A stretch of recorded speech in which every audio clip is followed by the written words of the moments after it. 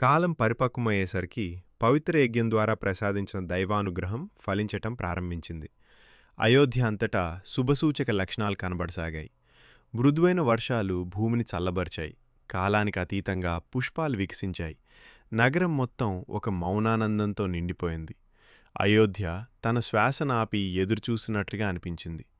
రాజప్రాసాదంలో రాణులు ఆరోగ్యంతో ప్రశాంతతతో మెరిసిపోయారు. మహర్షి వశిష్ఠుడు మరియు ఖగోళ విద్యలో ప్రావీణ్యం గల జ్యోతిషులు నక్షత్ర గమనాలను పరిశీలించి ప్రపంచ గతి మార్చబోయే ఒక అసాధారణ గడియ సమీపించిందని ప్రకటించారు. అత్యంత పవిత్రమైన గడియలో దివ్య నక్షత్రాల సరళితో అలంకరించబడిన ఆకాశం కింద రాణి కౌసల్య ఒక పుత్రునికి జన్మనిచ్చింది. శిశువు భూమిపై అడుగుపెట్టిన క్షణమే రాజప్రాసాదం అంతటా అపూర్వమైన శాంతి వ్యాపించింది. అస్తవ్యస్తత అంతా నిశ్శబ్దంగా తలవంచినట్లుగా అనిపించింది. శిశువు ముఖం దివ్యమైన ప్రశాంతతతో ప్రకాశించింది. అతని కళ్లలో మానవ పరిమితులను దాటి ఉన్న కరుణ మెరిసింది. ఈ జననం సామాన్యమైనది కాదని గ్రహించిన ఋషులు భక్తితో శిరస్సులు వంచారు. ఆ శిశువుకు రాముడు అని నామకరణం చేశారు. అంతకుముందు కాకపోయినా కొద్దిసేపటికే రాణి కైకేయి ఒక పుత్రునికి జన్మనిచ్చింది. ఆయనకు భరతుడు అని నామం పెట్టారు.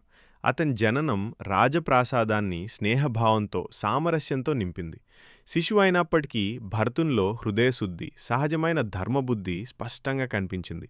అతను చూసిన ప్రతి ఒక్కరి మనసులో విశ్వాసం, అభిమానము సహజంగా పుట్టుకొచ్చింది. నీతియే మృదువైన రూపం దాల్చినట్లుగా. అనంతరం రాణి సుమిత్రకు ఒక అపూర్వ ఆశీర్వాదం లభించింది. ఆమెకు జంటపుత్రులు జన్మించారు, లక్ష్మణుడు మరియు శత్రుఘ్నుడు. క్షణాల తేడాతో పుట్టిన వారి విధులు ప్రత్యేకమైన బంధంతో ముడిపడ్డాయి. లక్ష్మణుడు తొలి శ్వాస నుంచే రామునితో విడదీయరాని అనుబంధాన్ని చూపించాడు. అతని చూపు సహజంగా అన్నవైపు మళ్లేది. రాముని సమీపంలోనే అతనికి శాంతి లభించేది. సేవ, సహచర్యాల కోసమే అతని ఆత్మ సృష్టించబడినట్లుగా అనిపించింది. చిన్నవాడైన శత్రుఘ్నుడు భరతుని పట్ల అదే విధమైన అచంచలమైన భక్తిని ప్రదర్శించాడు. నిశ్శబ్దంగా ఉన్న దృఢ సంకల్పంతో భరతుని విలువలను ప్రతిబింబిస్తూ అతనితో అచలమైన నమ్మకంతో నిలిచేవాడు, పదాలను మించిన ప్రేమ, విశ్వాసాలతో. ఈ శుభవార్త అయోధ్య అంతటా వ్యాపించగానే నగరం ఆనందోత్సాహాలతో ఉప్పొంగిపోయింది. వీధుల్లో శంఖధ్వనులు మారుమోగాయి. దేవాలయ ఘంటలు ఆగకుండా మ్రోగాయి. ప్రజలు తమ ఇళ్లను పూలతో, దీపాలతో, రంగురంగుల అలంకరణలతో సుసంపన్నం చేశారు. సంగీతం, నృత్యం, నవ్వులు పగలు రాత్రి తేడా లేకుండా ఆకాశాన్ని నింపాయి.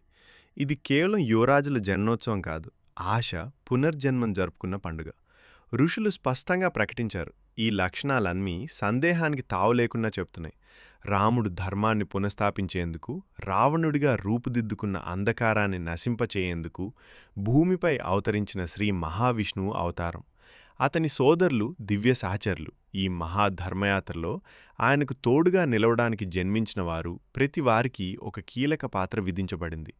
రాజు దశరథుడు ఆనందంతో ఉప్పొంగిపోయాడు. పేదలకు విరివిగా దానాలు చేశాడు, ఋషులను గౌరవించాడు.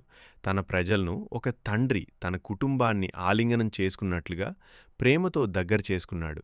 ఎన్నో సంవత్సరాలుగా హృదయాన్ని పీడించిన వేదన కరిగిపోయి దైవానుగ్రహానికి కృతజ్ఞత మాత్రమే మిగిలింది. ఈ విధంగా ఆనందం మరియు దివ్య సామరస్యంతో అయోధ్య 4 యువరాజులు జన్మించాడు. ప్రతి ఒక్కరూ ధర్మం, భక్తి, విధి యొక్క స్తంభాలుగా నిలిచేవారు. వారి తొలి ఏడుపులతోనే విధి చక్రాలు తిరగడం ప్రారంభమయ్యాయి. యుగ యుగాల పాటు మారుమోగే మహాకావ్యానికి నాంది పలుకుతూ సమస్త లోకాలకు ధర్మ మార్గాన్ని వెలిగిస్తూ.